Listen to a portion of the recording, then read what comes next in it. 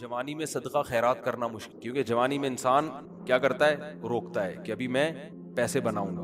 اچھا، ایک موضوع سے ہٹ کے بات آ رہی ہے، دیکھو ایک بات خوب اچھی طرح کان میں بٹھا لو، دل میں بٹھا لو، کان سے سن لو، دل میں بٹھا لو۔ عام طور پہ جب ہم لوگوں کو صدقات و خیرات کی ترغیب دیتے ہیں تو لوگ کہتے ہیں پہلے ہمارے موٹے موٹے ضروری کام نمٹ جائیں، چیزیں ہیں، اس کے بعد انشاءاللہ ہم کیا کریں گے، پیسے جو بچ جائیں گے تو پھر ہم انشاءاللہ کسی اچھے کوئی مدرسہ بنا لیں گے، کوئی اسپتال بنا لیں گے، اچھے کام کریں۔ یہ بہت بڑی مسٹیک ہو رہی ہے آپ سے، اس لیے کہ آپ نے اس کو ضروری کاموں کی فہرست میں شامل نہیں کی۔ آپ ابھی تک دنیا کو مسافر خانہ سمجھنے کے لیے تیار نہیں ہو۔ یہ ضروری کام سب سے پہلے ہونا چاہیے، کیونکہ موت کا کوئی بھروسہ نہیں ہے۔ اور آخرت کے لیے صدقہ جاریہ کہ آپ کا کوئی ایسا اکاؤنٹ کھل جائے جو آخرت میں آپ کے کام آئے، کوئی ہسپتال بنا دیا، کوئی مدرسہ بنا دیا، کوئی کنواں کھدوا دیا، یتیم خانہ بنوا دیا، یا یتیم خانے کے ساتھ تعاون کر دیا، یا کسی گھر کو پراپر بیس پر آپ نے کوئی بھی جو وہ تو بہت سارے مصارف ہیں نا۔ تو میں نے لاکھوں پتی لوگوں کو بھی دیکھا ہے کہ بھائی اللہ نے آپ نے ولیمے پہ 6 لاکھ روپے اڑا دیے، اور یار 8-10 لاکھ کا کوئی ادارہ بنا دو، یا کسی مدرسے میں کوئی ڈسپینسری بنا دو، یا کوئی اچھی، فالتو نہ اڑاؤ جا کے کوئی بھی مانگ رہا ہے پکڑا دیے۔ یہ بھی بہت بڑی مصیبت ہے لوگوں کے ساتھ۔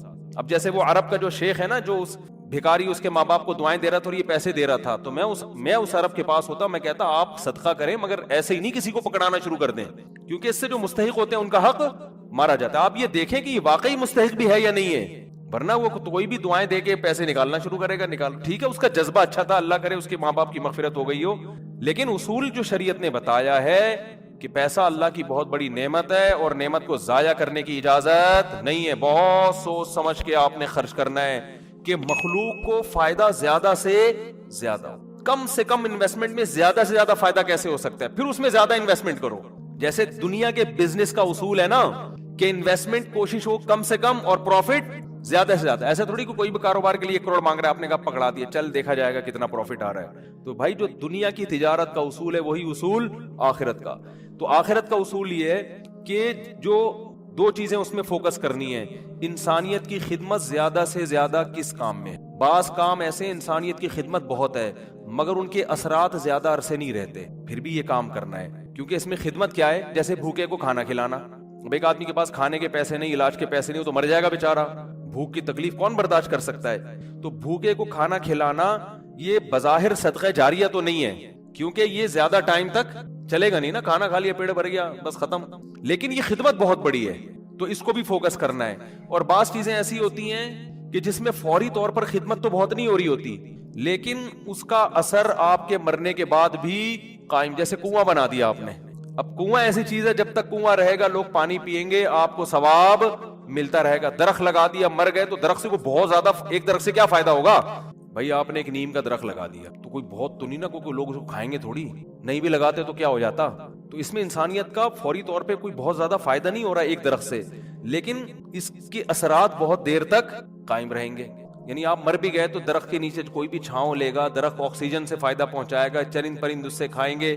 تو آپ صلی اللہ علیہ وسلم نے فرمایا، صحیح مسلم کی حدیث ہے، جس نے درخت لگا کے مر بھی گیا تو جب تک درخت رہے گا اس کو ثواب ملتا رہے گا۔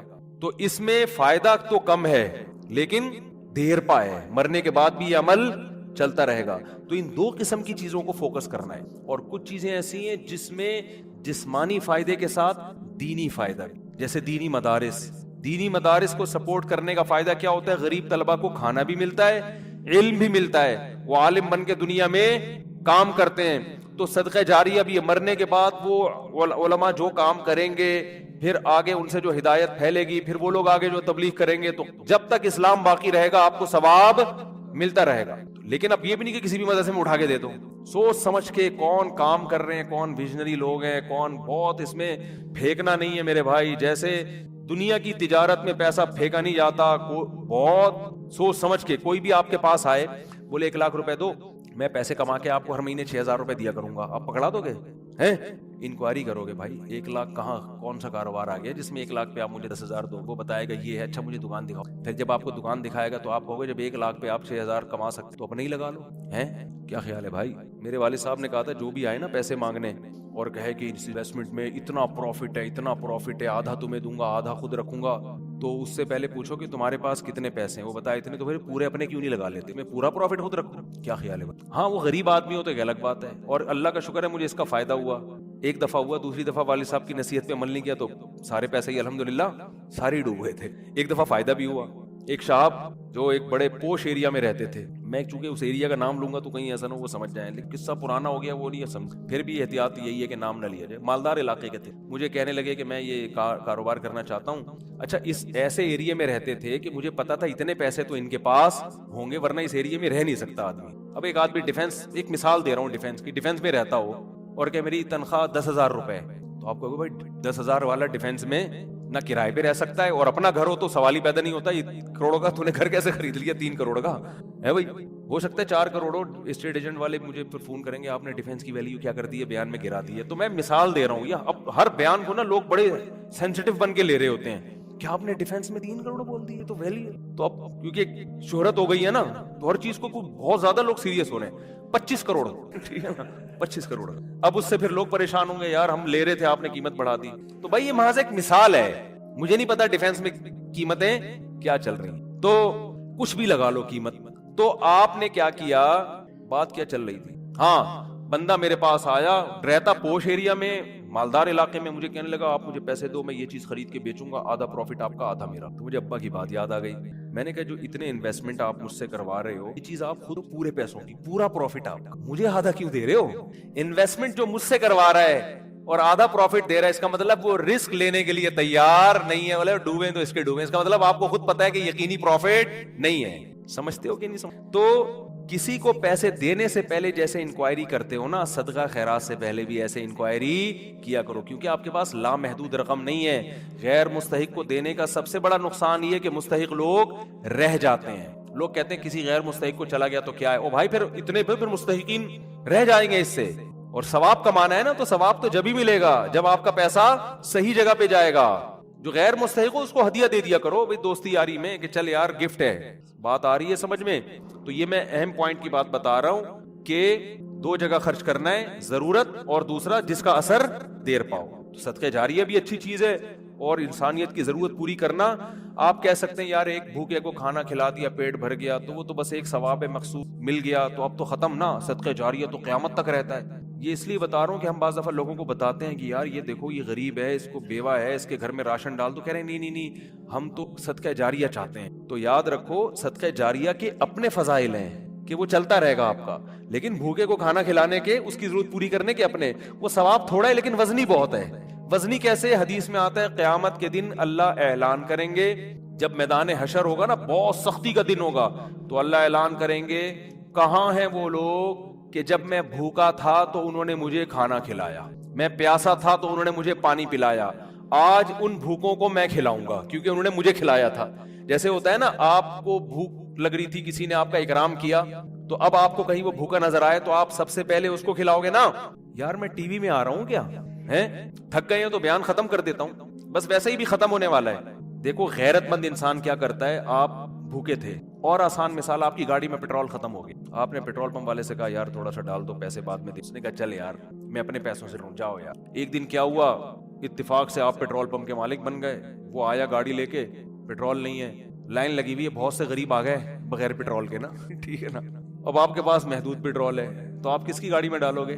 آپ اعلان کرو گے بھائی جنہوں نے میری بائک میں یا گاڑی میں پیٹرول ڈالا تھا نا وہ بندہ آ گیا، اس کی ضرورت تو پوری کرنی کرنی۔ تو ایک عام انسان جب یہ کام کرتا ہے تو اللہ تو غیور ہے بھائی، تو اللہ اعلان کرے گا، بھوک اور پیاس میں لوگ تل ملا رہے ہوں گے، اللہ کہے گا سب سے پہلے ان کو کھلاؤں گا جنہوں نے جب میں بھوکا تھا مجھے کھلایا، جب میں پیاسا تھا مجھے پلایا۔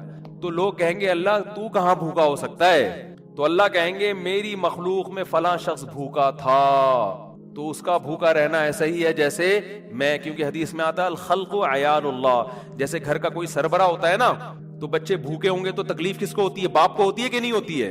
تو آپ صلی اللہ علیہ وسلم نے فرمایا اللہ کی مخلوق بھی ایسے جیسے اللہ کے اہل و عیال، اللہ کا تو اہل و عیال نہیں ہوتے لیکن مثال دی ہے، ایسے ہی ہے، اللہ کو ان کی فکر ایسے ہی ہے۔ وہ الگ بات ہے بہت سے بھوکے مرتے ہیں، یہ اللہ کی تقدیر ہے، یہ اللہ کی حکمت ہے، دنیا کو اللہ نے ایسے ہی چلایا ہے کہ کسی کو ملے گا کسی کو نہیں ملے گا، یہ اب اس میں تو اللہ سے نہیں الجھ سکتے، لیکن اللہ اعلان کرے گا کہ میری مخلوق میرا خاندان تھی گویا کہ اللہ کا خاندان نہیں ہوتا، یعنی میرے ماتحت تھی اور میں لوگوں کے ذریعے لوگوں کو کھلاتا ہوں، تو جب میں بھوکا تھا تو فلاں کا بھوکا ہونا ایسا ہی ہے جیسے میں بھوکا. اس سے پتہ چلتا ہے کس بھوکے کو کھانا کھلانا ایسے جیسے آپ کس کو کھلا رہے ہو، اللہ کو. تو اگرچہ یہ صدقہ جاریہ نہیں ہے لیکن بھائی ایک نیکی ہے، لیکن یہ وزنی بہت زیادہ ہے. تو ان دونوں مدوں میں خرچ کیا کرو. کرو گے کب؟ لوگ کہتے ہیں اچھا ٹھیک ہے، وہ ایک دو کو تو کھلا دیتے ہیں. جو بڑا اماؤنٹ ہے نا، جیسے اپنی شادی بیاہ پہ خرچ کرتے ہیں، گاڑیوں پہ خرچ کرتے ہیں، مکان پہ خرچ کرتے ہیں، اس ٹائپ کا اماؤنٹ اللہ کے لیے خرچ، اللہ کے لیے بس وائپر والے کو. اب 20 ریٹ تھوڑے بڑھ گئے ورنہ 5 پہ پھر کھلا مانگ بھی رہے ہوتے تھے. وہ پھر کیا مانگ رہے ہوتے تھے؟ ایک آدمی نے کسی فقیر سے کہا، ایک فقیر کسی آدمی کے پاس آیا کہ اللہ کے نام پہ نا پتہ نہیں کچھ چائے پلا دو یا کچھ کھانا کھلا دو. تو اس نے 100 کا نوٹ نکالا، بولا کہ 50 روپے ہیں. اس نے کہا ہاں. اس نے کہا 50 روپے دے گا واپس لے. اس نے کہا پہلے وہ اس سے پی لو. یہ بھی لوگوں کو جانچنے کا ایک، بھائی بھکاری سے بولے پہلے وہ پیسے تو خرچ کرنا تھے تیرے پاس ہیں. یہ بھی ایک طریقہ، بڑا خاندانی طریقہ ہے، ٹھیک ہے نا. تو کیا بات کر، اصل میں آج میں اتنا صبح سے گھوم رہا ہوں نا، آج میں 1 منٹ کے لیے نہیں بیٹھا ہوں.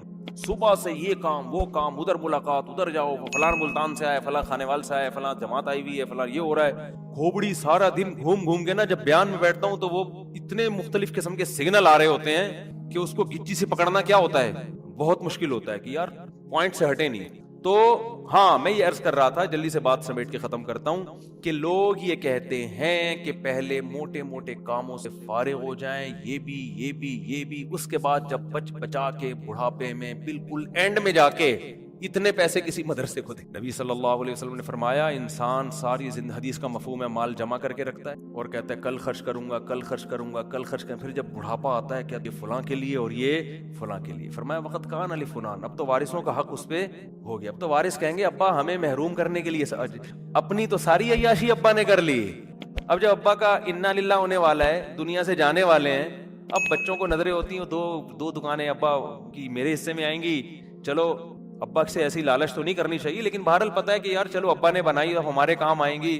اب ابا کیا کر رہے ہیں، فلاں 2 دکانیں مدرسے کو دے دو، فلاں فیکٹری کو دے دو، یتیم خانے کو دے دو. تو اس میں نقصان کس کا ہو رہا ہے؟ کیونکہ اب تو ابا کو ضرورت نہیں ہے.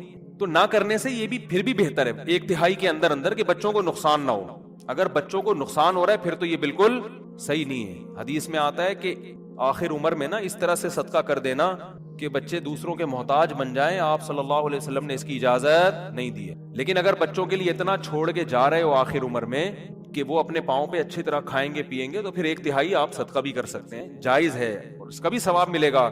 لیکن میرے بھائی یہ خاندانی صدقہ، اس لیے کہ آپ نے تو بھرپور عیاشی کر لی نا.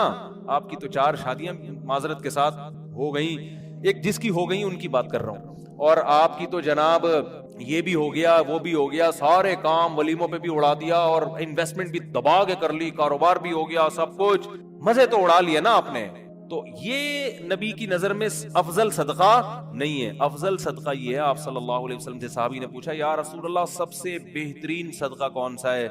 آپ نے فرمایا وہ صدقہ ہے تأکل الغنا وتخشى الفقر، تمہیں امید ہو کہ اگر یہ پیسہ میں نے صدقہ نہیں کیا تو اس سے ڈبل بنا سکتا ہوں، پیسے سے پیسہ کما سکتا ہوں، یہ امید ہو، اس حال میں پیسہ صدقہ کرو. اور یہ بھی ڈر ہے کہ اگر کر دیا تو فیوچر میں غریب نہ ہو جاؤں. اس ملی جلی کنڈیشن میں جو صدقہ ہوگا نا وہ کیا کہلائے گا؟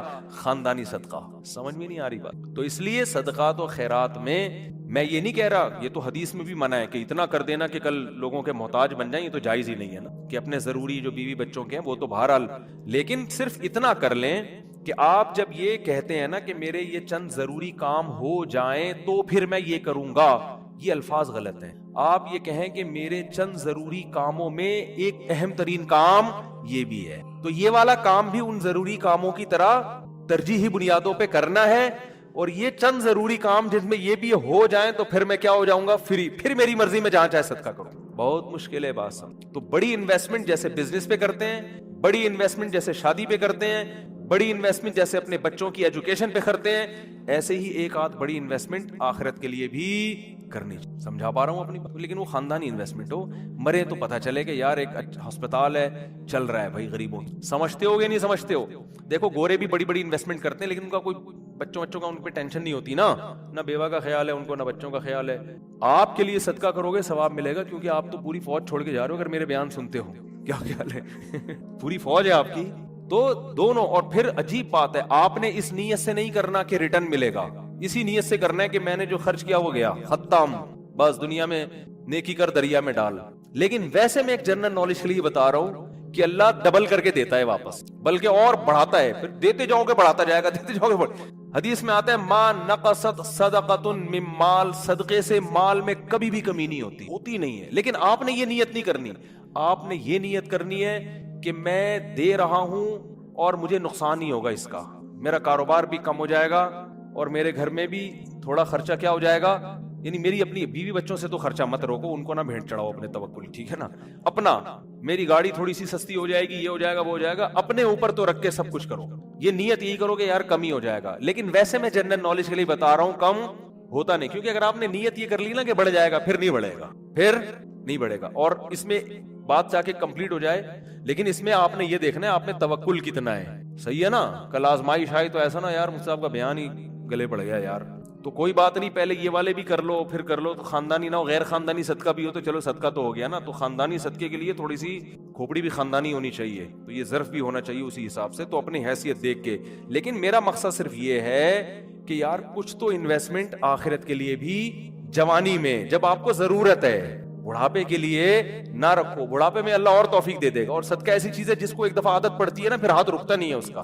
آدمی بعض دفعہ ایک بڑا اماؤنٹ خرچ کرتا ہے کہ یار یہ میں بڑا اماؤنٹ خرچ کر رہا ہوں بس تاکہ ایک دفعہ ہو جائے, کل مروں کوئی بھروسہ نہیں, کل مر جاؤں تو صدقہ جاریہ ہوگا. تو ایک دفعہ کرو گے نا, عادت ایسی پڑتی ہے اس کی, پھر کل دوبارہ یہ سوچ کے دوبارہ کرو. یہ اللہ کی طرف سے ایک نعمت ہے کہ جو کرتا ہے پھر اللہ اس کو صدقے کرنے کی توفیق دیتا رہتا ہے. تو یہ سب سوچ سمجھ کے. تو ہاں اچھا, اس میں پھر دو کام کرنے ہیں. کچھ صدقے تو پبلک کو دکھا کے کرنے, اپنے بچوں کو بھی بتاؤ, بیوی کو بھی بچاؤ, بھائی کو بھی بتاؤ, رشتہ داروں کو بھی بتاؤ. کیونکہ قرآن میں جگہ جگہ آتا ہے کہ نیک لوگ چھپا کے بھی صدقہ کرتے ہیں اور علانیت. دکھانے کا فائدہ یہ ہوگا, پبلک کو ترغیب ہوگی کہ یار اس نے جب یہ اسپتال بنا سکتا ہے, مدرسہ بنا سکتا ہے, یتیموں کی مدد کر سکتا ہے اور نہیں مرا ماشاءاللہ کھا رہا ہے, کچھ ہمیں بھی عبرت حاصل ہوگی کہ نہیں ہوگی. بچوں کو جب بتاؤ گے تو بچے کہیں گے یار میرے باپ نے اتنا کچھ کیا. جب وہ باپ بنیں گے تو ان کا بھی دل چاہے گا. تبھی میں لوگوں سے کہتا ہوں اپنی بہنوں پہ خرچ کیا کرو لفافے میں, اور بچے کو بتاؤ دیکھو میں نے پھپھو کو تمہاری اتنے پیسے, شو مارنے کے لیے نہیں, تاکہ وہ بھی آپ کی بہنوں, آپ کی بیٹیوں پہ, جب آپ اپنی بہنوں پہ اپنی اولاد کے سامنے خرچ کرو گے تو آپ کا بیٹے کو خیال ہوگا کہ یار مجھے بھی جب میری ارننگ آئے گی تو مجھے بھی اپنی بہنوں کا خیال کرنا ہے. ہماری یہ پرمپرا ہے, ہمارے خاندان میں مرد عورتوں کا خیال کرتے ہیں. آپ کیا کرتے ہو, کبھی ایک دھیلا بچے نے نہیں دیکھا کہ آپ کی جیب سے اس کی پھپھو کے لیے نکل رہا ہو, ٹھیک ہے نا. نصیحتیں آپ کی صبح شام ماشاءاللہ ہول سیل کے حساب سے چلتی رہتی. بچے کو سمجھاتے رہتے ہو غریبوں کا خیال کیا کرو, بوڑھے ماں باپ کا خیال کیا کرو. بچے کو پتا ہے فری پھوکٹ کی نصیحتوں کے علاوہ ابا کے پاس کوئی کام نہیں, فری پھوکٹ کی نصیحت. جب آئیں گے گھر میں ٹارزن بن کے, کہتے تو نہیں ہے لیکن دل میں یہی ہوتا ہے, یہ کر لو, یوں نماز کیوں نہیں پڑھتا, یہ کیوں نہیں کرتا, یوں کیوں نہیں, ویڈیو گیم کھیلتا رہتا, پٹاخ تھپڑ لگایا, یہ کر رہا ہے وہ کر رہا ہے. بچے کو پتا ہے ابا کے پاس فری پھوکٹ کی نصیحتوں کے علاوہ, وہ ہمارا فلاں ماموں بیمار تھے, ابا نے ایک دھیلا نہیں نکالا جیب سے. امی کی طبیعت خراب ہوتی ہے تو ابا کے پاس ہسپتال لے جانے کا ٹائم نہیں ہے. نصیحتیں جتنی مرضی کروا لو, نصیحتیں بھی کریں لیکن نصیحت سے زیادہ عمل. بات آ رہی ہے سمجھ میں. ایک صاحب تھے وہ نا بہت زیادہ صدقہ کرتے تھے, امریکہ میں ہیں وہ. میں نے ان سے کہا یار آپ ہر مہینے کچھ کرتے رہتے ہو اتنی, اور وہ ایسی قوم سے تھے جو کنجوسی میں مشہور ہے. میں نے ان سے پوچھا آپ کی قوم کیا ہے, میرا خیال تھا کوئی سید ہاشمی قریشی وہاں کے مکہ مدینہ کے اتنے سخی. تو انہوں نے کہا یار ہم کو قوم کا نام لیا جو کنجوسی میں جس پہ لطیفے بنے ہوئے ہیں. میں نے کہا اس قوم کے ہو کے آپ اتنے ماشاءاللہ. تو انہوں نے کہا یار میرے باپ کو ہم نے بہت صدقہ کرتے ہوئے دیکھا, تو بس ہم نے ابا سے سیکھی, ہماری یہ بلڈ میں یہ چیز شامل ہو گئی, نہیں کرے تو ہمیں سکون نہیں ملتی. میں نے کہا یار بڑے خاندانی ہو. میں نے کہا یار کبھی آپ کو دکھاؤں گا بھائی اس قوم پہ لطیفے بنانا. قوموں پہ لطیفے ہیں نا, ایک قوم بڑی کنجوس مشہور ہے, ان کے ہاں جب بچہ پیدا ہوا نا تو سب آئے مبارکبادی کے لیے, سارے جمع ہو گئے. تو بچہ کہتا ہے سارے یہاں جمع ہو گئے, دکان پہ کون بیٹھا ہوا ہے, تم سب یہاں گئے مبارکباد دینے کمبختوں. یعنی اتنی اللہ نے اس بچے کو قوت گویائی عطا فرمائی. یہ بلڈ میں آ جاتی ہے نا چیز. تو بچے کو عقل نہیں ہے, شعور نہیں ہے, لیکن اس کے جینز میں یہ چیز آ گئی ہے کہ بھائی دکان کا بھائی آدھے ابھی آ جاتے ہیں, آدھے کسٹمر کو سنبھالتے. یہ لطیفہ ہے, کوئی سچا واقعہ نہیں ہے یہ, ٹھیک ہے نا. ایسی فرضی لطیفہ ہے سمجھانے کے لیے کہ کچھ اتنا کر کے جاؤ کہ بچے پیدا ہو کے جو ہے نا یہ بول رہے ہوں کہ ہم مبارکبادی میں 5 روپے تمہاری جیب سے نہیں نکلے, سخاوت کی ترغیب دیں. تو خیر کچھ چھپا کے کچھ دکھاؤ, اور کچھ کیا کرو ایسا چھپاؤ کہ وہ حدیث میں آتا ہے دائیں سے دو بائیں کو پتہ نہ, بھول جاؤ, نیکی کر کے دریا میں ڈالنا جسے کہتے ہیں. خود بھی بھول جاؤ کہ میں نے کوئی نیک کام، کوئی صدقہ کیا، کسی غریب کو کھلایا بھی ہے کہ نہیں کھلایا. جیسے عرب لوگ کرتے ہیں نا، آتے ہیں بیٹھ جائیں بھائی، بیان ختم ہو جائے پھر کرنا. تو جیسے عربوں میں ہے نا کہ دائیں ہاتھ سے دیتے ہیں ایسے، بعض فقیروں کو یوں کرتے ہیں جیب میں ڈالتے ہیں، اس فقیر کا سامنا بھی نہیں کرتے کہ کہیں یہ نہ دیکھ لے اور پھر یہ جب ملے گا تو جھک کے ملے گا، یہ بھی نہ ہو. ایسا دو کہ کسی کو بھی پتا نہ ہو، جس کو حدیث میں کہتے ہیں لا تعلم شمالہ ما تنفق یمینہ، دائیں ہاتھ جو خرچ کر رہا ہے بائیں کو بھی پتا نہ چلے. اس سے پتا چلتا ہے دیتے ہوئے کون سا ہاتھ استعمال کرنا چاہیے، دائیں. لیفٹ ہینڈ سے لین دین کرنا یہ شریعت میں پسندیدہ نہیں ہے. میری تو عادت ہے، کوئی دکاندار بائیں ہاتھ سے پیسے پکڑاتا میں کہتا ہوں بھائی کیوں نحوست ڈال رہا ہے اس کے اندر، اس کو ہاتھ چینج کر کے سیدھے ہاتھ سے دے. مجبوری ہو تو ایک الگ بات ہے، آپ ڈرائیونگ کر رہے ہیں تو پھر اب یہ تو نہیں کہ وہ جو ہے نا ایک ہاتھ سے گیئر پکڑا ہوا ہے کہ ہاتھ چھوڑ کے جی دو. بحریہ ٹاؤن میں، وہاں کے بحریہ ٹاؤن میں کتنے پلاٹ خریدے آپ نے؟ ایک دھیلے کا نہیں ہے وہاں. وہ 54 جو وہ نہیں وائپر، وہ جو گاڑی کا شیشہ صاف کرنے والے، ان کو بھی 5 روپے پکڑا دیے، وہ بھی جان چھڑانے کے لیے. اس سے بحریہ ٹاؤن کا پلاٹ نہ دنیا میں ملتا ہے نہ آخرت میں. لن تنالوا البر حتى تنفقوا مما تحبون. اللہ فرماتے ہیں محبوب چیز جب تک صدقہ نہیں کرو گے اس وقت تک نیکی کی حقیقت تک نہیں پہنچ سکتے. اللہ پوچھے گا اس دنیا کی جو ہے نا رنگ رلیوں پہ تو تمہارا بڑا پیسہ نکلتا تھا، اتنے گناہ بھی تمہارے اعمال میں، اور جنت پر تمہیں یقین بھی، اس کے لیے کیا نکلا تمہاری جیب سے؟ اس کے لیے مسجد میں ایک پنکھا لگا کے اس پہ اسٹیکر لگا دیا وسیم بھائی کے اصال ثواب کے لیے. 4000 کا پنکھا آ جاتا ہے آج کل. ٹھیک ہے وہ بھی غنیمت ہے، غنیمت، لیکن کچھ روکھڑا نکلے بھائی تاکہ پتا چلے، اللہ کو یقین آئے کہ آپ کا واقعی آخرت پر ایمان ہے. دیکھو بحریہ ٹاؤن پر ایمان ہے. 1 کروڑ روپے نکلتا ہے جیب سے کہ نہیں نکلتا؟ آخرت کے لیے کبھی نکلا 1 کروڑ روپے؟ بولتے کیوں نہیں بھائی؟ نہیں نکلتا. اس لیے کہ وہ ٹرائی کر رہے ہیں. اتنے پیسے دو کہ اگر جنت ہوئی تو فائدہ ہو جائے، نہیں ہوئی تو اتنے پیسے ضائع کرنے میں کوئی نقصان. بھائی رسک اتنا لیتا ہے، رسک اس چیز کا لیتا ہے انسان جس میں ہار اور جیت دونوں کا امکان ہوتا ہے نا. اس میں پھر تھوڑی انویسٹمنٹ ہوتی ہے کہ اگر جنت نکل آئی تو فائدہ ہو جائے گا، نہیں نکلی تو یہ 150 روپے صدقہ کرنے میں کوئی نقصان نہیں ہے. اور بلکہ اس میں بھی الٹی نیت آج کل یہ ہوتی ہے کہ بلائیں ٹل جائیں گی. وہ بھی چلو اچھی نیت ہے، الٹی تو نہیں کہنا چاہیے اس کو، لیکن اس میں بھی جنت مقصود نہیں ہے. اس میں بھی یہ کہ یار وہ بھائی کی ٹانگ ٹوٹ گئی ہے تو شاید جلدی جڑ جائے، 50 روپے صدقہ کر دو. سفر پہ جا رہے ہیں، سفر بڑا خطرناک ہے، ڈاکوؤں کا خطرہ ہے تو کچھ صدقے نکالو، ایسے کرتے ہیں گھماتی ہیں مائیں. بچہ بیمار ہے، ڈینگی کا خطرہ ہے، کورونا کا خطرہ آ گیا، چلو صدقہ نکالو. تو وہ اس چکر میں کہ یعنی وہ نیت یہ ہوتی ہے کہ شاید کوئی بلائیں ولائیں ٹل جائیں. وہ بھی آخرت نہیں ہے. سب میں سمجھا پا رہا ہوں اپنی بات؟ تو صحابہ تو پیسہ اڑاتے تھے بھائی. ابو طلحہ انصاری رضی اللہ تعالیٰ عنہ، جب یہ قرآن کی آیت نازل ہوئی لن تنالوا البر حتى تنفقوا مما تحبون، محبوب چیز جب تک صدقہ نہیں کرو گے نیکی کی حقیقت کو نہیں پہنچ سکتے. ابو طلحہ انصاری آئے، عرض کیا یا رسول اللہ میرے باغ ہیں، دو یہ تھے یا 3 تھے، مجھے عدد یاد نہیں. باغ اس زمانے میں ارننگ کا سب سے بہترین ذریعہ تھا. سمجھ رہے ہیں؟ پھلوں کے باغات ارننگ کا بہترین ذریعہ. کہنے لگے یا رسول اللہ، اللہ نے فرمایا ہے کہ نیکی کی حقیقت تک اس وقت تک نہیں پہنچ سکتے محبوب چیز جب تک صدقہ نہیں کرو گے. تو میں نے غور و فکر کیا مجھے سب سے زیادہ محبوب کیا ہے. تو مجھے پتا چلا میری جو ارننگ کا ذریعہ ہے نا میرا باغ، وہ یہ ایسے جیسے آپ یہ آیت سن کے کہیں یار مجھے سب سے زیادہ کیا چیز محبوب ہے جس کو میں سب کچھ قربان کر دوں، وہ نہیں. تو آپ کو اپنی تارک روڈ کی 4 دکانیں یاد آئیں ایک دم. یار سب کچھ ہو سکتا ہے، یہ بھینسوں کا باڑا میں کسی کو نہیں دے سکتا، یہ تارک روڈ کی 4 دکانیں کسی کو نہیں دے سکتا، یہ ڈیفنس کی 3 دکانیں کسی کو نہیں دے سکتا. یہی ہوگا نا؟ اچھا مجھے ایک بات بتاؤ، بیوی بولے یا تو مجھے رکھو یا تارک روڈ کی 4 دکانیں رکھو، فوراً سے پہلے بیگم کو چھوڑتا ہے؟ آج کا چھوڑے گا کہ نہیں چھوڑے گا؟ آج کے لوگوں کی بات، بیگم یہ دکانیں رہیں گی تو دوسری بھی آ جائے گی. اگر تم چلی گئی، یہ نہیں رہی نا تو تم بھی تھوڑے دن میں بھاگ جاؤ گی. ہاں ابھی تو تم کہہ رہی ہو کہ ان میں سے ایک کو مجھ پہ رکھو. وہ ہے نا ایک آدمی نے کہا نا، وہ غریب آدمی دکان پہ گیا گرل فرینڈ کو لے کے کہ اللہ کے نام پہ 2 دودھ پتی دے دو بھائی.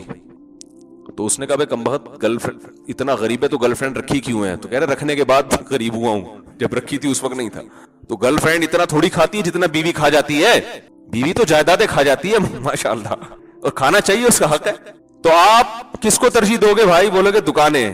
تو ابو طلحہ انصاری رضی اللہ تعالیٰ عنہ آئے، یا رسول اللہ مجھے سب سے محبوب چیز کیا ہے؟ میرے باغات. آپ نے فرمایا بخن بخن واہ واہ واہ واہ، آپ بھی متاثر ہوئے. ذاک مال رابح، فرمایا بڑا قیمتی مال ہے یہ تو بڑا قیمتی. یہ تمہارے دل میں خیال آ گیا، کیسی آیت پر عمل کیا. دیکھو دنیا کو دل سے نکال دیے. جب سفر ہے تو بھائی گزارا ہو رہا ہے نا کھانے پینے کا، صدقہ کرو اس کو.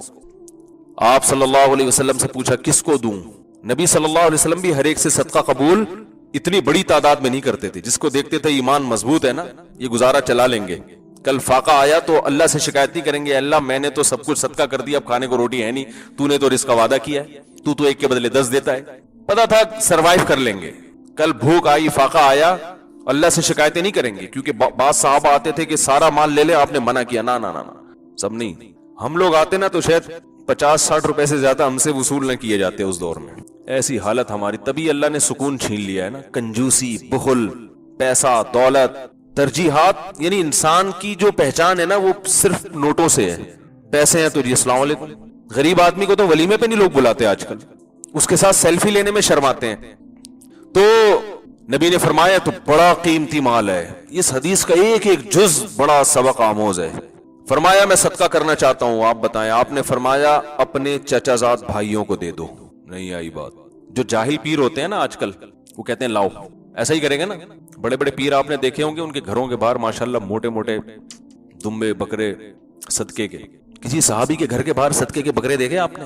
یہ نبی کے گھر کے باہر صدقے کے بکرے یا کالی مرغیاں کبھی سنا؟ بخاری میں صفحہ نمبر فلاں ڈاکٹر ذاکر نائک سے کبھی سنا ہو، حدیث نمبر 3458، صدقے کا بکرا نبی کے گھر کے باہر لائن لگی ہوتی تھی.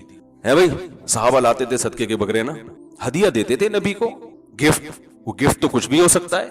کبھی کسی صحابی نے آپ کو دودھ پیش کر دیا، کبھی کسی نے کھجور پیش کر دی، کبھی کوئی پیسے دے دیے گفٹ کے طور پر. یہ بکرے کا پتہ نہیں کہاں سے کانسیپٹ آیا ہے اسلام میں. اسلام میں نہیں ہے، یہ ہمارا اپنا بنایا ہوا ہے. تو آپ نے فرمایا اپنے چچا زاد. کیوں؟ اس لیے کہ صدقے میں سب سے پہلا حق کس کا ہے؟ اسلام رشتہ داری کے معاملے میں بڑا سینسیٹیو ہے، یاد رکھو. آج کل یہ چیز بھی ہمارے معاشرے سے ختم، وہی پیسے کی وجہ سے نا. پیسہ آ گیا تو بھائی سے منہ موڑ لیا کہ پیسے نہ مانگ لے گئی مجھ سے. ایسے ہی چل رہا ہے نا مارکیٹ میں. اور یہ چھوٹا والا بھی اسی سے زیادہ دوستی کر گھسے گا وہیں جس کے پاس پیسے. اس کا بھی قصور ہے نا. میں تو یہاں تک دیکھ رہا ہوں کہ جو بیٹا پیسہ زیادہ کما رہا ہے، ابا کی آنکھوں کا تارا اور اماں کی آنکھوں کا تارا بھی وہی ہے، حالانکہ اس نے خدمت نہیں کی زیادہ، اتفاق سے اللہ نے پیسہ دے دیا. جو بیچارہ صبح شام خدمت میں آدھا ہو رہا ہے، نہ ابا کے دل میں اس سے محبت، نہ اماں کے دل میں. یہ عجیب سیٹنگ چل رہی ہے بھائی. یہ تو قسمت کا کھیل ہے. اس کے پاس زیادہ آ گیا، اس کے پاس کم آیا. ہے تو نیک وہ نا جو غریب ہے. نیک ویک نہیں، نیکی کہاں گئی؟ صحیح ہے نا. صرف ایک پیسہ ایسی چیز ہے جو وہاں نہیں گیا، وہاں اس کو کہیں نہیں بھیجتے. تو ابو طلحہ انصاری کا کتنا بڑا دل. باغ اپنے کیا کر دی؟ ابن الاعمام، اپنے چچا کے. وہ غریب ہوں گے، نبی نے حکم دیا اپنے. یہ آپ نے رشتہ داری سکھائی ہے صحابہ کو. آج کسی میں دم ہے کہ اپنے سگے بھائی، چچا زاد بھائی تو پھر بھی دور ہو جاتا ہے، اپنے سگے بھائی کو کچھ ایسا قیمتی گفٹ دے دے. کبھی دیکھا؟ گفٹ تو چلتے ہیں ہمارے معاشرے میں، لیکن ایسے لو ویلیو کے گفٹ چل رہے ہیں نا، اتنے تھکے ہوئے. دیکھو غریب آدمی کی طرف سے تو بیچارہ اس کے لیے تو تھوڑی چیز بھی بہت ہے. جن کو اللہ نے پیسہ دیا تو بھائی کبھی بڑی رقم بھی صدقہ کر دیا کرو. آپ کو شیطان فقر سے ڈرائے گا. الشیطان یعدکم الفقر. قرآن کہہ رہا ہے کہ جب تم صدقہ کرو گے شیطان تمہیں فقر سے ڈرائے گا. اس سے پتہ چلتا ہے صدقہ وہ ہوتا ہے جس میں فقر کا خوف بھی آ رہا ہو. ہمارے صدقوں سے یقین ہوتا ہے کہ کچھ بھی نہیں ہونے والا، اتنے تھوڑے سے پیسے صدقہ کر رہے ہوتے ہیں. تو اللہ فرماتے ہیں جب تم صدقہ کرو گے نا تو ظاہر ہے ایسی اماؤنٹ کہ شیطان تمہیں فقر سے ڈرائے گا. وَيَأْمُرُكُمْ بِالْفَحْشَاءِ وَاللَّهُ يَعِدُكُمْ مَغْفِرَةً مِّنْهُ وَفَضْلًا. اللہ اپنے فضل کا وعدہ کر رہا ہے کہ ریٹرن کرے گا، یہ لوٹائے گا. وقتی طور پر تو پریشانیاں آتی ہیں، لیکن سر اٹھا کے جیو گے، ساری زندگی کھاتے پیتے رہو گے انشاءاللہ. ابو طلحہ انصاری کو اللہ نے بعد میں بڑی دولت دی ہے. جتنے صحابہ صدقات و خیرات والے ہیں نا، کوئی بھی غربت کا شکار نہیں ہوئے. دولت دوڑ کر ان کے قدموں کی طرف آئی ہے. آج مسلمانوں میں بڑی کنجوسی پیدا ہو گئی ہے بھائی. بجائے کھلانے کے کھانا سیکھ لیا ہے. بہنوں کو کھلانا چاہیے، لیکن بجائے کھلانے کے بہنوں کی وراثت بولو نا، ہڑپ کیسے کھا جاؤں، بیوی کا مہر کیسے کھاؤں، بہن کی وراثت کیسے کھاؤں. اور بیگم اس چکر میں ہوتی ہے میاں کی جائیداد زندگی میں کیسے کھا جاؤں میں. بڑی محبت سے کہیں گی کہ آپ اگر یہ مکان میرے نام کرا دیں کتنا اچھا ہوگا. آپ کہتے ہیں بیگم میں نے اپنے پیسوں سے خریدا, تمہارے نام کیوں کرائیں؟ تو کیا مجھ پہ ٹرسٹ نہیں ہے؟ کیا میں لے کے بھاگ جاؤں گی؟ کیا اللہ نہ کرے مجھے چھوڑنے کا ارادہ ہے؟ آدمی ایسے تانے سن کے کہتے ہیں نہیں بھائی, نہ تو چھوڑنے کا ارادہ ہے, نہ تم پہ ایسا میں کہہ سکتا ہوں کہ تم پہ ٹرسٹ نہیں ہے. کچھ کوئی ایسی بات نہیں ہے بیگم. تو پھر کیوں, پھر آخر کیوں؟ ایسے موقع پہ مجھے فون کرتے, اچھا پھر یہ متاثر ہو کے لکھوا دیتے یہ مکان بیگم کے نام سے, اور پھر دوستوں کو بھی بتایا گا یار ہمارے میاں بیوی میں کوئی فرق ہی نہیں ہے, الحمدللہ اتنے اچھے تعلقات ہیں. سب جگہ نہیں ہوتا, لیکن بعض کیسز میں پھر بڑا بھگتنا پڑتا ہے آدمی کو, بھگتنا. اگر آپ مجھ سے مشورہ لیتے تو میں آپ سے کہتا کہ جب آپ کی بیگم آپ سے یہ کہہ رہی ہے کہ مکان میرے نام کروا دو, کیا مجھ پہ ٹرسٹ نہیں ہے؟ تو بیوی سے بولو کیا تمہیں مجھ پہ ٹرسٹ نہیں ہے؟ میرے نام پہ اچھا نہیں لگ رہا تمہیں؟ میں کوئی لے کے بھاگ جاؤں گا؟ تمہارے بچوں کا ہی کام آئے گا, مر گیا تو تمہارا ہی وراثت میں حصہ نکلے گا. بھائی جو گنتیاں اس نے سیکھی ہوئی وہ آپ بھی تو سیکھ لو نا کہیں سے. پھر وہ کہ آپ کو کیا مجھ سے محبت نہیں ہے؟ تو بیگم سے بولو کہ بیگم دیکھو, جس کو محبت کا اظہار کرنا ہوتا ہے وہ گفٹ دیتا ہے, لیتا نہیں ہے. تم یہ کیسی محبت کا ثبوت ہے کہ تم مجھ سے میرا مکان مانگ رہی ہو؟ محبت کے ثبوت دیکھو, آپ مجھ سے ملیں, مفتی صاحب آپ ہمیں بہت اچھے لگتے ہیں, مفتی صاحب بڑے آپ سے عقیدت ہے, بڑا اچھا بیان, آپ کا مزہ آتا ہے, آپ اپنا موبائل مجھے گفٹ دے دیں. تو یہ کوئی پاگلوں والی باتیں نہیں ہوں گی. آپ بولو بھائی مفتی صاحب آپ ہمیں بہت اچھے لگتے ہیں, تو میرے دل میں ایک دم لالچ آئے گی آپ اپنا موبائل نکال کے مجھے شاید دینے والا ہو, اتنا اچھا لگ رہا ہوں میں اس کو. کیا خیال ہے؟ تو یہی معاملہ ہو رہا ہے بھائی. بیوی پر بھی تو لازم ہے کہ وہ شوہر سے محبت کرے, تو عورت کو چاہیے کہ شوہر جب مکان آپ کے نام کر رہے تو کہہ رہے ہیں آپ میرے سر کے تاج ہیں, آپ کو یہ مکان میرے نام کرنے کی ضرورت نہیں ہے, مجھے آپ پر پورا اعتماد ہے, آپ کا پیسہ میرا ہی ہے, آپ نے آج تک کبھی فرق نہیں کیا, آپ اپنے پاس ہی رکھیں, مجھے تو آپ چاہیے. پھر مزہ آئے گا نا. الٹی کہانیاں چل رہی ہیں, پھر مزہ آئے گا بھائی. محبت کا اظہار کے لیے کچھ پیش کرنا پڑتا ہے. جائیدادیں لکھوا کے پھر وہ اختلافات کا تو کوئی ٹائم تھوڑی ہوتا ہے, جب اختلافات ہوتے ہیں تو بڑی اچھی محبتوں میں بھی اختلافات شروع ہو جاتے ہیں.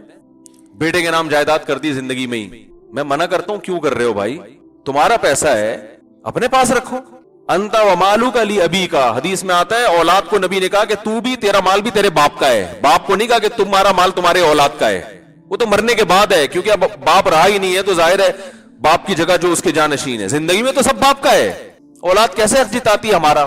ہمارے حضرت مفتی رشید احمد صاحب رحمہ اللہ تعالیٰ کو ان کے والد نے زندگی میں جائیداد دے دی, ڈیوائیڈ کر دی سب بیٹوں میں نا, بیٹے بیٹیوں میں.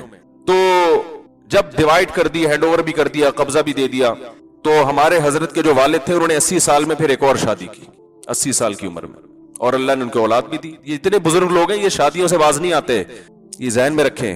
یہ جو تانے دیتے ہیں نا شادیوں کے, شادیاں کرنا, یہ تانے دینا انہی لوگوں کا کام ہے جو اسلام کے مزاج سے واقف نہیں ہے. ورنہ یہ موسیٰ علیہ السلام کو تانے دیتے 4 شادیوں کے سب. حضرت موسیٰ کلیم اللہ کوہ طور پہ اللہ سے ہم کلام ہونے والے, بیویاں کتنی؟ 4. حضرت سلیمان علیہ السلام کی بیویاں, ہمارے نبی 9. ہاں حقوق پہلے ہیں, یہ میں بار بار کہتا ہوں, حقوق ادا نہیں کرنا پھر نہیں کر سکتے, یا ایک کے حقوق ادا نہیں کر رہے پھر اجازت نہیں ہے دوسری کی. تو حضرت وہ بوڑھے تھے, اکیلے تھے, ایک اور شادی کر لی انہوں نے. کہا چلو بھائی دیکھو بیوی کا الٹرنیٹ کوئی نہیں ہوتا, بڑھاپے میں نا آدمی کو بڑھاپے میں بھی عورت چاہیے, یہ ذہن میں رکھو. آپ کہہ سکتے ہیں جب اتنے بچے ہیں تو ابا آپ سے شادی کر کے کیا کرنا ہے, تو یہ مشورہ آدم علیہ السلام کو بھی دیا جا سکتا تھا. اللہ نے آدم علیہ السلام کے لیے باپ بنایا کسی کو؟ بولو نا بھائی, ماں بنایا کسی کو ہے بھائی؟ بہن بنائی کوئی بھائی پیدا کیا کہ یہ اکیلے ہیں تو ان کے لیے ایک ابا بھی ہونے چاہیے, ایک اماں بھی ہونی چاہیے, ایک بھائی بھی ہونا چاہیے, ایک بہن بھی؟ نا نا نا. سب سے پہلا رشتہ جو دنیا میں وجود میں آیا وہ کون سا؟ میاں بیوی. اللہ نے کہا آدم, اور جنت میں, حالانکہ جنت میں تو تفریقی ساری چیزیں موجود ہیں, تو جنت میں آدم علیہ السلام بور ہو رہے ہیں تو اللہ نے ان کے لیے کیا بنایا؟ اماں ہوا کو. تو بھائی ابا اگر بوڑھے ہو جائیں, اگر وہ چاہتے ہو تو کسی سے کر دو, بیچاری کی ان کی تنہائی دور ہو جائے گی, دل کی بات کر سکیں گے ان کے سامنے. رکاوٹیں نہ ڈالا کرو اس میں. نیک اولاد کو چاہیے ابا کی خود شادی کرائے, لیکن ابا بھی تو کنجوس تھے نا, وہ نہیں کرا رہے تھے بچوں کی, پھر بچے بھی ایسے ہی نکلتے ہیں. تو بچے پتہ کیا کر رہے ہوتے ہیں, ابا کی اب شادی ہو گئی تو وراثت 8واں حصہ وہاں چلا جائے گا, وہی دولت پیسہ. او بھائی تمہارے مقدر میں جو ہے وہ تمہیں انشاءاللہ, پہلے ابا کا سکون دیکھو. ابا کوئی بات نہیں, بعض لوگ شادی کراتے ہیں یہ لکھوا کے کہ وراثت میں اس کا حصہ نہیں ہوگا. کیوں نہیں ہوگا؟ تمہاری سوتیلی ماں ہے بھائی, تمہیں تو چاہیے بڑھ چڑھ کے دو اس کو. جب انسان کے دل میں پیسے کی لالچ آتی ہے نا, وہ اخلاق سے گری ہوئی حرکتیں لازمی کرتا ہے. تو ہمارے حضرت کے والد نے نکاح کر لیا, اللہ نے اولاد بھی دے دی. جب اولاد ہوئی ہے تو بیٹا ہو گیا تو ان کے والد نے کہا کہ میں تو ساری جائیداد تقسیم کر کے بانٹ بوٹ کے فارغ ہو چکا ہوں, اس بیچارے کا تو کوئی حصہ ہے نہیں. بھائی ادھر توجہ. تو حضرت کے والد نے اپنے سارے بیٹوں کو بلایا اور کہا دیکھو, اب دیکھو قانون یہ ہے کہ جب باپ بیٹوں کو دے کے ہینڈ اوور کر چکا ہو تو اب رائٹ کس کا ہے؟ بیٹوں کا. ہمارے یہاں باپ بھی زبردستی چھین رہا ہوتا ہے اور اولاد ادھر سے چھین رہی ہوتی. باپ اپنے قانون پہ عمل کر رہا ہے. سب بیٹوں کو بلایا کہ بھائی دیکھو مسئلہ یہ ہے کہ یہ جتنے جو ہے نا سب مجھے واپس کر دو, میں دوبارہ سے تقسیم کروں گا. وجہ اس کی تمہاری یعنی گویا کہ نوازش ہوگی اگر آپ لوگ ہمیں یہ واپس کر دو گے. تو حضرت نے فرمایا کہ مجھے تو اس کو اپنا کہتے ہوئے شرم آ رہی ہے, میرا کہاں سے ہے یہ؟ آپ ہم سے کہہ رہے ہیں کہ اپنی جائیداد اپنے پلاٹ ہمیں واپس کر دو, ہمارا کہاں سے ہو گیا؟ آپ نے کمایا, آپ نے ہی ہمیں گفٹ کیا, تو یہ تو آپ کا ہے, ہمارا تھوڑی ہے. بھائی کیا ہو گیا؟ فرمائے ہمارا کہاں سے ہو گیا؟ فری پھوکڑ میں بیٹھے بیٹھے ابا نے کوئی چیز گفٹ, ہمارے کہاں سے ہو گیا؟ آپ کی چیزیں آپ زبردستی لو بھائی. تو غیرت جب ہوتی ہے نا انسان کو تو وہ باپ کے مال کو اپنا کہتے ہوئے اسے جملہ مکمل کرے شرم آتی ہے. اور آج اولادوں کو دیکھو ابا کی آنکھوں میں یہ ہمارا حصہ ہے, ہمیں ہمارا حصہ چاہیے. تو آپ نے کمایا ہی ہے جو آپ کا حصہ ہے یہ. بعض لوگ کہتے ہیں ہم نے اپنے ابا کے کاروبار کو یہاں سے وہاں تک پہنچایا تو اس میں ہمارا یعنی یہ تو ہمارا ہے. تو کاروبار تو ابا کا تھا نا بھائی, کاروبار کس کا تھا؟ ابا کا تھا.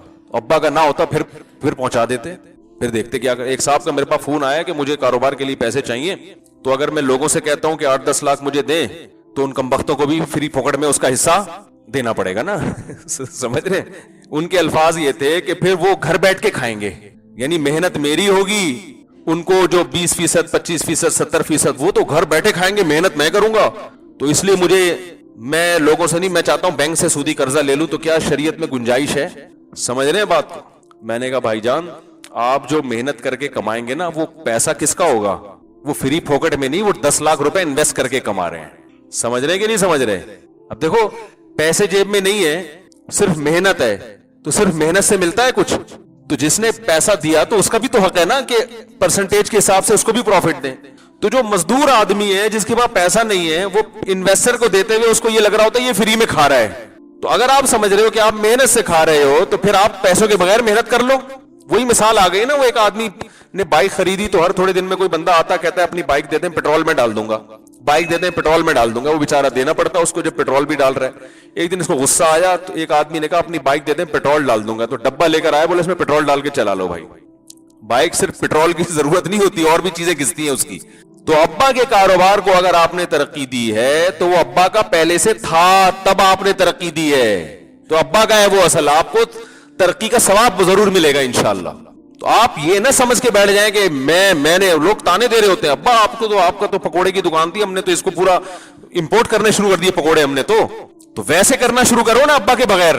یہ لالچ ہے, لالچ. جہاں لالچ آتی ہے نا انسان کے دل میں اخلاقیات سے گر جاتا ہے. تو اس کا علاج یہ ہے کہ اس دولت کو دل سے نکال کے باہر پھینک دو. سمجھ رہے ہو؟ دنیا مسافر خانہ ہے, جو مل گیا کھا لیں گے, نہیں ملا او بھائی ٹرین میں کسی وقت کھانا مل جاتا ہے, نہیں تو کوئی بات نہیں یار اسٹیشن پہ پہنچ کے کھا لیں گے. تو آگے قبر ہے, اسٹیشن آنے والا ہے, زیادہ ٹائم نہیں ہے. آپ سمجھ رہے بہت دن ہے موت میں, کوئی زیادہ دن نہیں ہے موت میں. جو مرتے ہیں ان سے پوچھو, کہہ رہے یار ابھی تو پیدا ہوئے تھے, ابھی پتہ نہیں اتنی جلدی کیسے مر گئے ہم. ابھی تو ہم نے یہ سوچا ہوا تھا یہ کریں گے یہ کریں گے یہ کریں گے, مر کیوں گئے ہم. یہ جتنے قبرستان میں ہیں کاش ان سے انٹرویو کوئی ایسی ٹیکنالوجی سائنسدان ایجاد کر لیں کہ ہر ایک سے انٹرویو لیا جا رہا ہے. ہر گاؤں دیہات میں پہاڑ میں ٹیلی ویژن والے پہنچ رہے ہیں.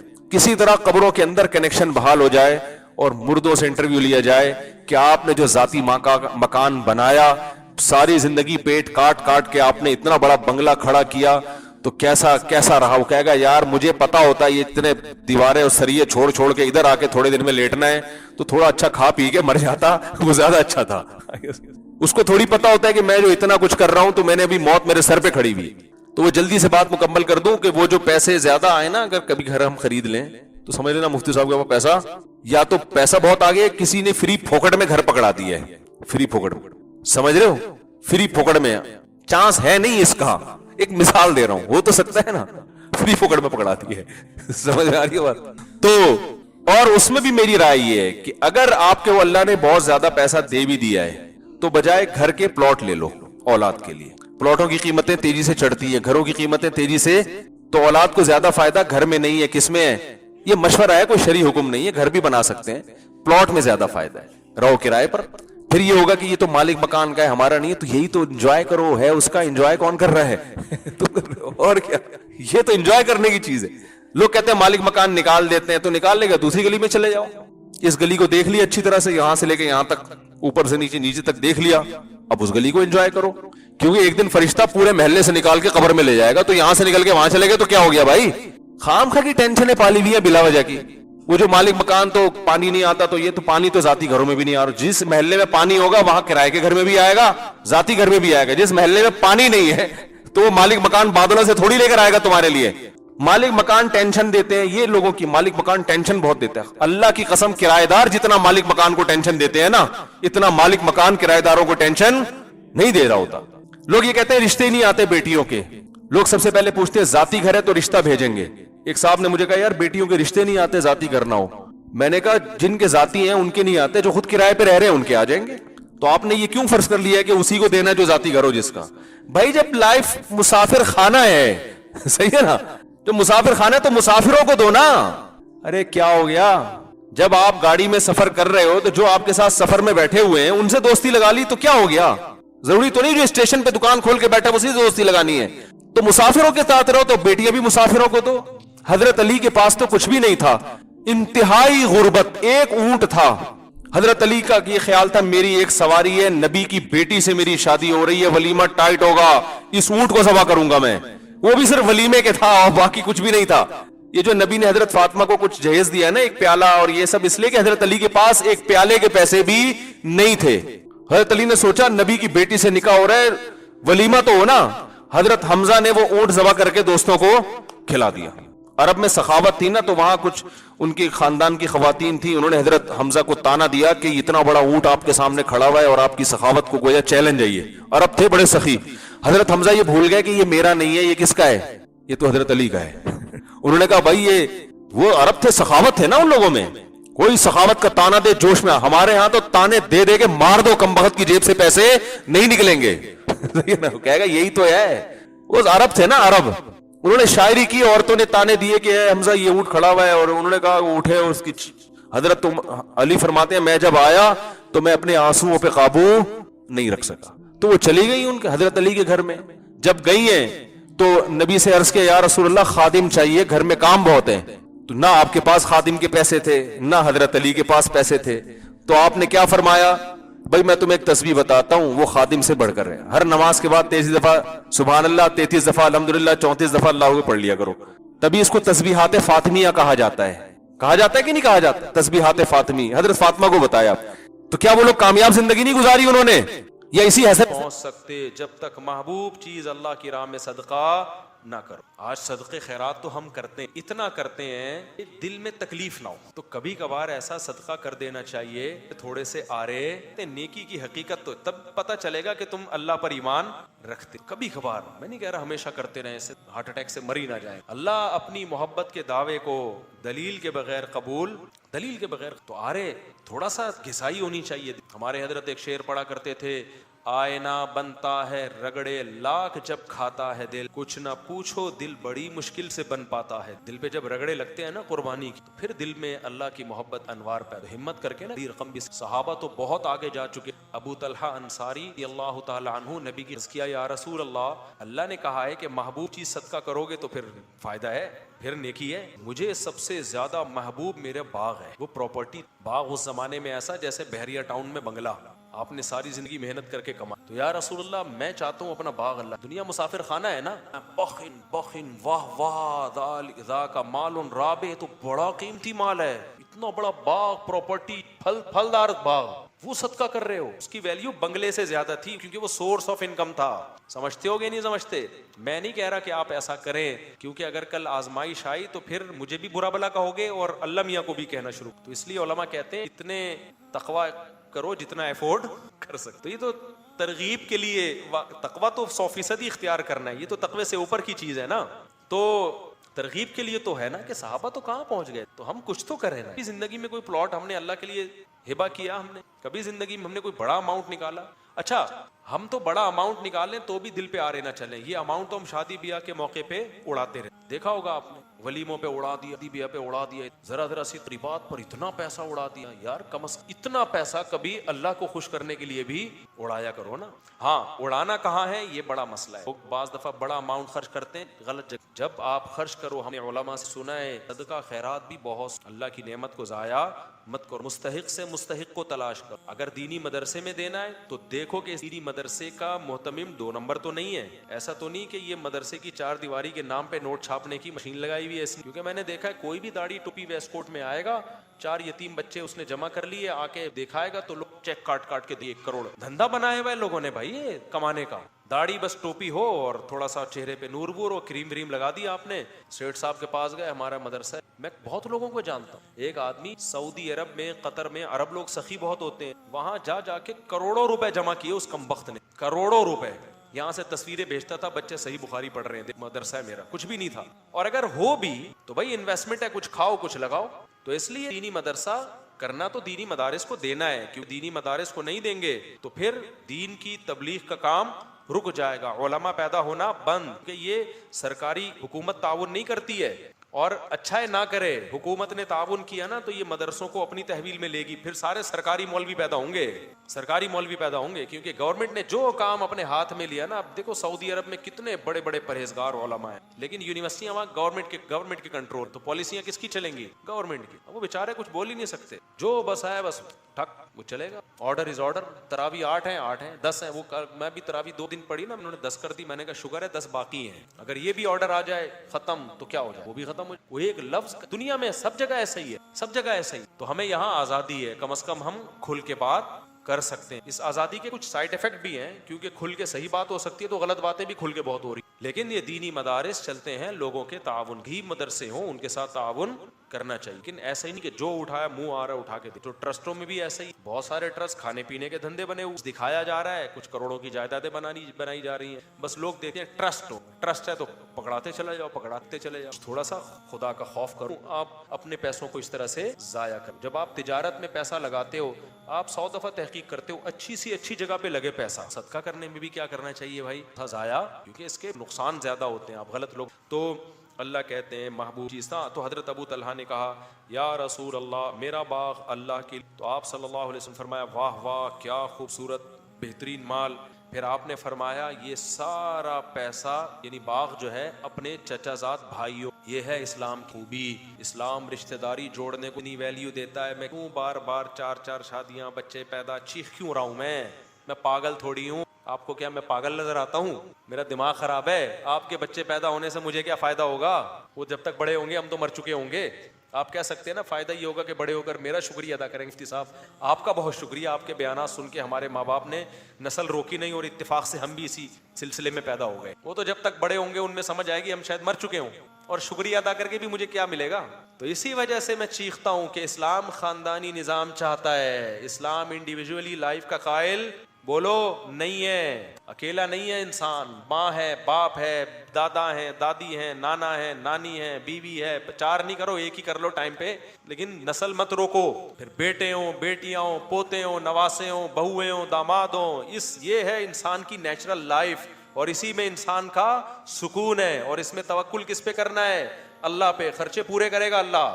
سمجھتے ہو کہ نہیں سمجھتے؟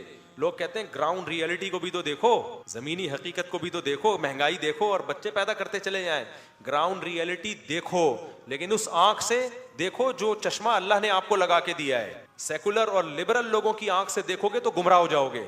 عقل کا استعمال جب وحی کی نگرانی میں ہوتا ہے تو عقل صحیح سوچتی ہے, اور وحی کی تعلیمات کے بغیر ہوتا ہے تو عقل گمراہی کی طرف لے کے جاتی ہے.